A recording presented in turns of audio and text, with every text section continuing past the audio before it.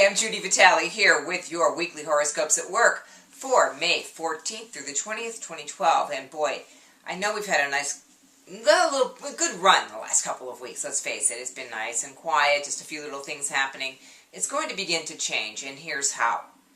The biggest thing going on this week is going to be the eclipse that's going to hit us on Sunday, May 20th. We'll talk about that. It's at 0 degrees of Gemini, and it just is looking like it's going to have a big effect on everybody. Gemini is the sign to look for right now, even though technically we will still be in Taurus for the rest of this week. Venus, also in Gemini, is going to begin a retrograde on Tuesday at 10:33 a.m. Eastern Time. And that's also going to be in the sign of Gemini. What is the sign of Gemini, you might ask? It's all about communication. It's about connections. It's also about the act of mental games, propaganda, people saying things because they want to change your mind rather than the fact that they want to tell you the truth. It's charm, it's guile, and wile. It's all of that stuff. It's, you know, Mercury, which is the planet that rules Gemini, is known as a trickster, a magician. So think of it that way, the magician that takes the idea and turns it into words. So people can twist and turn it any way they want, especially while Venus is retrograde in Gemini.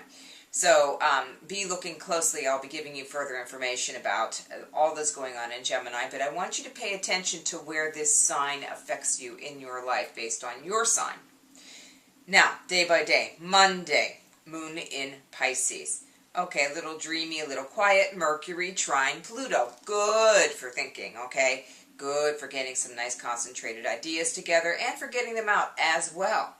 Moon void, of course, almost all day on Tuesday from 7:59 a.m. to 5:45 p.m. And Venus will take its retrograde turn at 10:33 a.m. This is going to be a day when you might notice something. And one of the classic Venus retrograde events that most people see is someone from the past coming back to say hello. It might be someone that you're happy to see or someone that you're not so happy to see. Resolve your feelings about the issue because that's really all you're being asked to do. You don't have to make any decision one way or the other except to resolve your own feelings about it. You're either positive, negative, or neutral. The safest is neutral, of course, because if you've really let go of all the resentments and or attachments that you had to someone from your past, or you just are open to like reconnecting with them, that's probably the best and healthiest way to be. To be extremely positive, I would be skeptical about somebody who comes into your life right now. And then to be extremely negative is never good, because underneath all those negative feelings usually is something a little bit more akin to hurt, pain, and all the things that you haven't resolved yet. So deal with those emotions, okay? Wednesday, Mars trine Pluto, very good for doing stuff, getting stuff done. On Thursday, we have the moon in Aries again, and that's going to be active and, you know, good stuff going on, except like right toward the end of the day, we'll have moon opposite Saturn. That's never a great time to like say, hey, can I have a raise? They'll go, no. Everybody says no when Saturn is opposing the moon because Saturn just sees the limitations. On Friday, the moon will move into Taurus early in the morning, make a nice little sextile to Neptune. And it'll stay there on Saturday and make a trine with Pluto and Mars. So Friday and Saturday are really good days for getting business done. And that's good. I would encourage you to finish up any kinds of matters that you're working with right now, because when the eclipse comes on Sunday, Sun's also going to move into Gemini. So we're getting like two major shifts. Really what's going to happen, of course, is the Sun must move into Gemini before it can be eclipsed there. So you'll have the Sun move in there, the Moon move in there, and then whang! All of a sudden we'll have this eclipse that's going to occur at 7:47 p.m. The Sun goes into Gemini at 11:16 a.m. So the Moon goes into Gemini at 7:05. So it's like right after the Moon gets in there. It's right there at 0 degrees of Gemini. So anybody born around this time, if it's your birthday, for example, it's going to be a big year.